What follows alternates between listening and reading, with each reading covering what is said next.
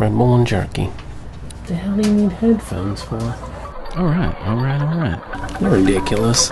It's just kind of makeshift. Just tie that. This whole thing is makeshift. Unbelievable.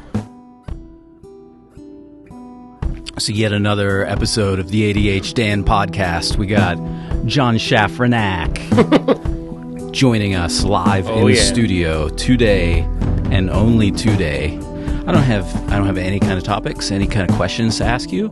I just wanted to show you this air freshener that I just found. This says Dangerous Goods. Yes. Because of your name change? Mm-hmm. So, yeah. I'm kind of wondering what it smells like. It says Dark Seas, Dangerous Goods, Coast to Coast, and it has like a shark jaw on it. Yep. Should we open it and smell it? Yes. Most definitely. Open that shit up. It's going to bite you. Shark teeth. Kind of smells like a funeral home. Give that a good sniff. Funeral home? Funeral parlor. That's what they should have called it. Shout out to all the funeral homes. Yeah. If you want to smell like a funeral home. Yeah, that's get it. Get that air freshener. Woo! Mm-hmm. When you got here, you just showed up and I set up cameras and that was it. Yep. I didn't place this paperwork right here. So we know that this paperwork has just been sitting here. Yes. These are my write-ups from when I used to work at we'll keep that quiet. At his previous job. Yeah, I found some write-ups and a whole stack of security camera pictures. Reminiscing of the old days. And you know, I want to frame these because this is one of those things where just one of those life situations that when you're going through it, you're like, what in the fuck? What choices in my life did I make to get here? And then you look back on it years later and you're like, okay, everything, it like makes sense why I went through that. Yeah, it formed me. Yeah. Yep. So what about you? Do you have anything like this? We'll take a deep dive. I save stuff. Yeah, I have stuff in boxes and that, and you go through it and you're like, wow, that chapter of my life really formed where I am now. Mm-hmm. And it's crazy. When you're going through it, you're like, there's nothing else. I'm never going to be able to get through this. And then you see it there. Yeah. And you're like, I made it through it. It made me a better person, or it makes you a worse person. But you get through it and keep going. Yeah, you learn something from it. Yeah, I think around this time, I think this was like right before one of our bromances when we went to the beach. And that trip came at a perfect time because this was like, I don't want to say I was suicidal, but it was like a really low point in my life because I just thought, man, this ship of life, I have steered in the complete wrong direction. It's all falling apart now. So yeah, and it started out so positive, and it just went. It went so quick. So like you hear other people going through the same.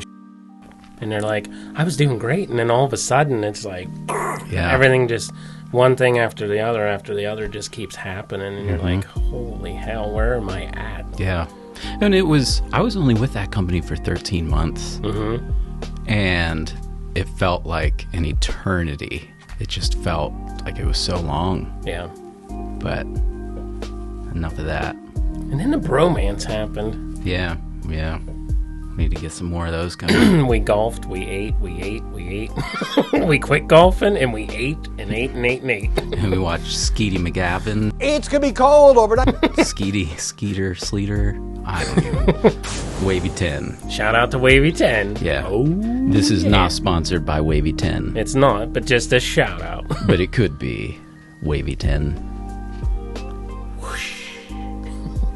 Maybe I'll get this person to.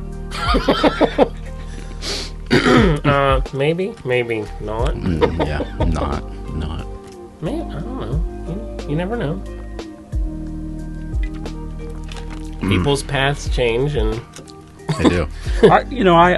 I do often think about reaching out and just saying, hey, I still think you're a bitch, but I just want to thank you for being a bitch, because I wouldn't be where I am or who I am without you. Like, kind of a passive-aggressive compliment. Yeah. I don't know.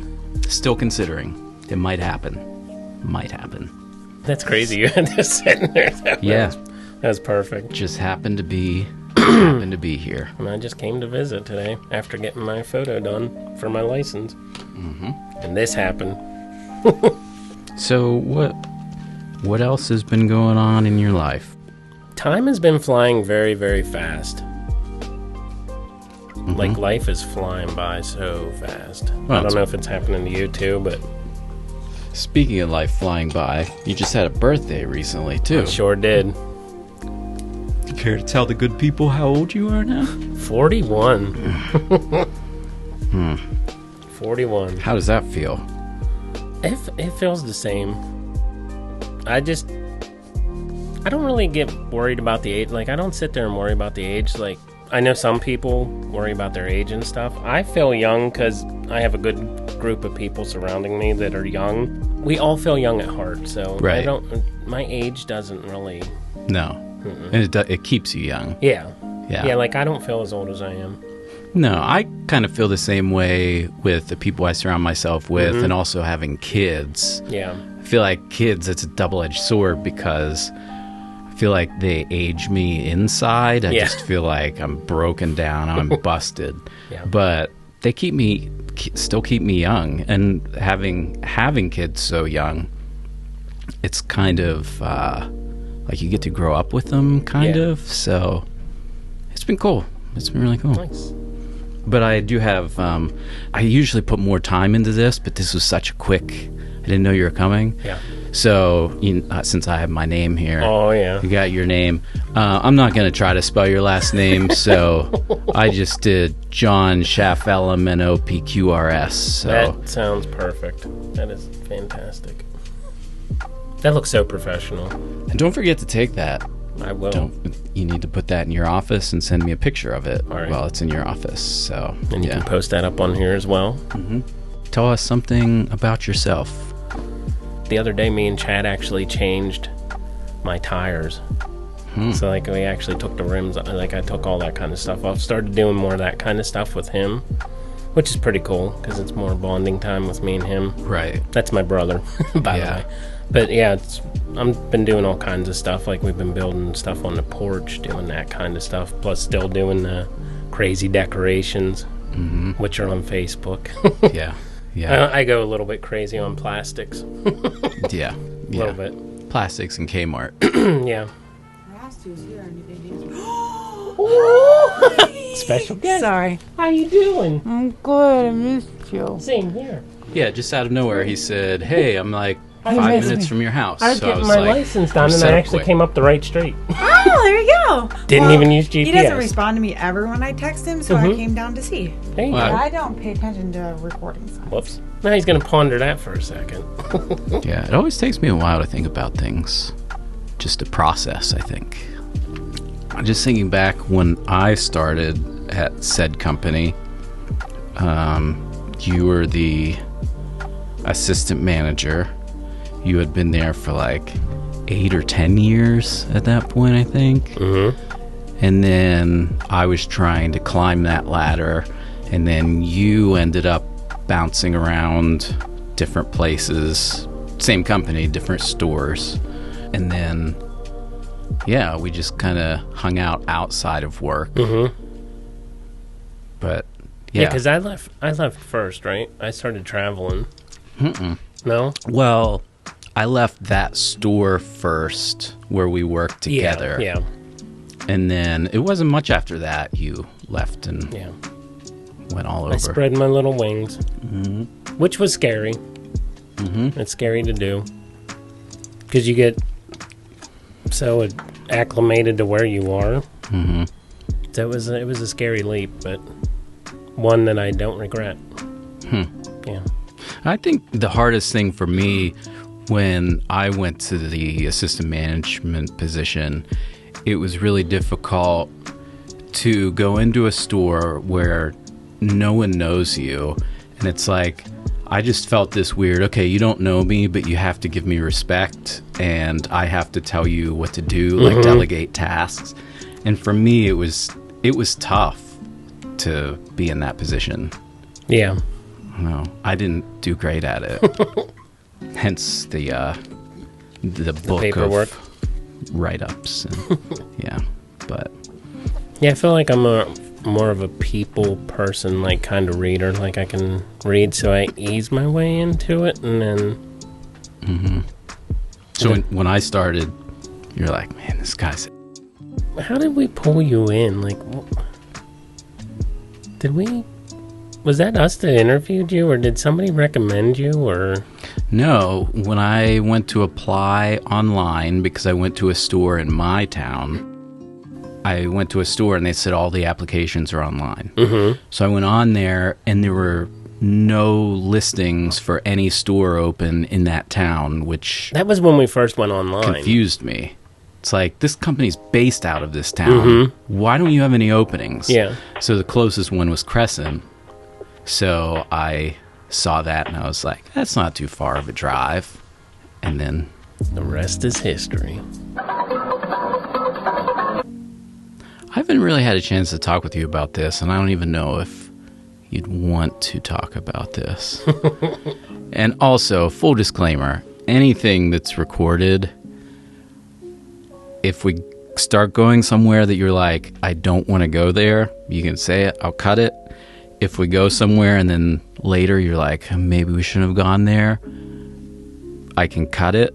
And I always send a copy to the guest first. Yep. So they can watch it and just be like, yeah, or what if this part, I don't know. Okay. Would you talk about, like, coming out? I mean, I can. It don't bother me. Because, I mean... I don't know. I don't know, like, that everybody knows, but... well, I mean, then we don't have to talk about it. It don't matter to me. Because, I mean, for me, I think when I started working with you, I kind of got a little bit of an idea, but I'm just kind of curious, like, when you knew, or... I think I knew, like, teenage years into that. Yeah. And then, was it something that you just were like, this is... Yep. That's me. Yeah, yep. yeah. That's... Like... Yeah, I'm looking, I'm like, nope. Yep. It just... Yeah.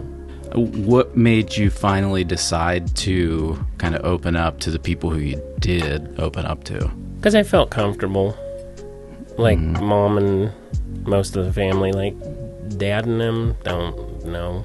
Like, Dad, I think they probably know because they're parents, but... Right. Mom knows, Chad knows, Alan, his husband. You're like... I think they sort of know. I think they just, they're just like, whatever you do, but right. We don't really talk about it. Yeah. Because they're religious and stuff, which I respect, because that's just that's their belief, so. Right. Yeah. So I don't really talk to them about it. And I feel like that's just been a running theme with everyone I've talked to. It's just, this is how I feel. These are my beliefs. Yep. And I'm comfortable talking to, like, you guys about it. And the group that I do talk to about it, I keep it with them. And then the group that I don't want to talk to them about it, because I feel they don't really link up, I guess. So yeah. I don't push it on anybody, and I don't. Right. Yeah. That's one part of me. That's not the 1,000 other parts of me. I don't want it to define me. Right. Yeah. So that's how I really don't come, like, out. Yeah, and I think that's just our society today. At least media, they like to say, oh, well, this is what the Democrats are doing right now. And it's like, then in your head, you're picturing every person ever that has told you that they're Democrat, or this is what the Republicans are doing, or it's not every single. And that's the thing too. Like, I don't, like, nobody's pressured me not to come. You know, I don't want anybody to think that it's because people had bullied me or pressured me or nothing. It's just, I feel comfortable telling this group of people, but not like this set of people. And it has nothing to do with their beliefs and stuff. It's just, I don't feel, like, I don't know how to explain it. You know what I mean? You just don't feel they need to know about it because they really don't care, you know? But then I'll tell these people because they seem like I can talk to them more about it and stuff like that, so. Yeah. Since I read people like that, I mean, that's just how I do it. Right, yeah. You can just kind of get a feel for... Yeah, who your safe people are. And some of the people that I did tell, they're like, I didn't even know. They're like, you were the one we questioned the most. Like, I would have been... I was very surprised when you said you were, but... It wasn't like I tried to hide it or anything, but it's just, you know, the way you act. What kind of reaction did you get, like, from people who you told? Like, a couple of my friends, they were surprised. They were just like, out of all our group, they're like, we thought you the least. We're like, they were like, you were good at hiding that. And I said, I really didn't hide it. It's just, I don't go down this middle trait where everybody portrays, oh, that's a gay person. So yeah, and I was there off was on no both need sides. to be like, hey, look at me. Yeah, and I like it like that. Like, I don't want to be. I mean, if somebody needs help or something, yeah, like I would talk to you and that, but I don't need to be out there. Yeah, you know, that's just not me. You know that. Yeah. I like to keep my stuff to my close group of friends, and that's about it. Like, not the drama and stuff like that. Because, I mean, so much drama comes with saying that, which that's amazing that people can come out and do that. Because, I mean, the people that fought before us really got beat up and bashed and all kinds of shit. And that just sucks that anybody had to go through that. Like, that just sucks really bad. Right. Kudos to them because they were like the founding fathers of that. Yeah. So kudos to them. But yeah, I don't see the need for me, just for me myself. I don't see the need to shout it from the rooftops and that because it's just one part of my whole life. Right. So last question I have, and then we can go on. What would you tell someone who was kind of in your shoes before you talk to anyone about it? Like, what? If you feel it in your gut that you can tell that person, 9 chances out of 10, you can tell that person. They might be a little hesitant at first, but if you feel it in your gut, go to that person if that's who you feel comfortable telling. Yeah, because that sucks to keep it bottled inside for years and years. So Right. I would tell them that. Don't hold back, just do it. Yeah. I like that. Yeah. That's good. Yeah. I just realized this on the tag. It says "You dangerous." Just the letter U, dangerous goods. Put that in the Jeep. Yeah. My friend was over the other day. He has a Lincoln MKZ. It's like a year or two newer than the Zephyr that I had. Yeah. We should try to borrow that for our trip. Like, hey, bring the Lincoln back. Can I rent that from you? We could rent a Lincoln. Yeah. If anyone watching this has a Lincoln that we could borrow, or you want to sell dirt cheap, like $20 and a loaf of bread and an Apple air freshener. Then, I thought you were referencing the 7 loaves and the fish or whatever. no, I meant that loaf of bread. Dash biscuit. The Dash biscuit, which was a loaf of bread. Dang, from a restaurant. Longhorn. Yeah. Yeah, it was like rye bread or something. It held the trip well. I mean, it stayed in the Lincoln until I got rid of it 3 years ago, maybe. Was that included in the sale? I think I left it in the trunk, yeah. Yep. So if you go to that, what is it, junkyard, you might find a Dash biscuit in a Lincoln trunk. So in retrospect, I wish I would have fixed the transmission, but I don't know. Now we're having all kinds of other car issues. It's never ending. Nope. Car and house. Yeah. What about us with our dog issues? The dog issues? Yeah. Loss of a pet. So, yeah. I've never been a pet person. And I take that to my early childhood when a dog scratched and bit the back of my leg. So I think I just have a disconnect from animals. Yeah. I started getting close. We got a family dog when I was in like 4th or 5th grade. And I really wanted a dog, but then it was just like I didn't give it any attention. So my parents were like, we're getting rid of this dog. Yeah. So I remember that was heartbreaking for me, but it was weird because I didn't spend time with it, but it was heartbreaking to get rid of it. So I think that I carried that into adulthood, and I just don't, I'm not an animal person, but seeing how attached my kids are to animals kind of makes me an animal person, indirectly. But yeah, we just put down Chester, who was, I think, around 13 in people years or dog year. I don't know how it works, but he was old. He was on a lot of meds. He had a bad hip. It was hard to see, and it's still difficult to see my youngest daughter go through that, because she was really connected with him. But then you've had a couple that you put down? Yeah, this last one was the toughest with Jack, with that Jack Russell I got from Somerset Humane Society, because that was when I was doing all my traveling, and I was out in Somerset, and I adopted him, and he had been brought back 3 times. They said that he peed and did this and was angry and aggressive and stuff like that. So this was his last chance to get adopted. But I took him, and I think over the 6 years we had like 3 accidents that it was just I didn't get him out in time and stuff like that. So we only had like 3 minor accidents with him. Best dog I ever had in my life. Just, he had us on such a routine, like me and Mom, and she got attached too. And so did Chad. Like, he would tease him and stuff, play in the living room with him, and when he'd come home, he'd throw pepperoni and cheese on the floor, and he'd throw 3 pepperoni, and then Jack would eat it. So we all got attached, but I wouldn't change that for the world. But now it doesn't seem like I would, like, going through that one. Like, I've even counted, this will be 28 weeks on Friday. Like, I remember the Friday morning that I left work and came home, and there he was lying, like, and I took him up to the vet and stuff like that, and just, I remember every detail of that one. That one's just rough. So yeah, I know Liz said it was really difficult to actually go back to the room while you wait for them to come in and do the shot or whatever. She said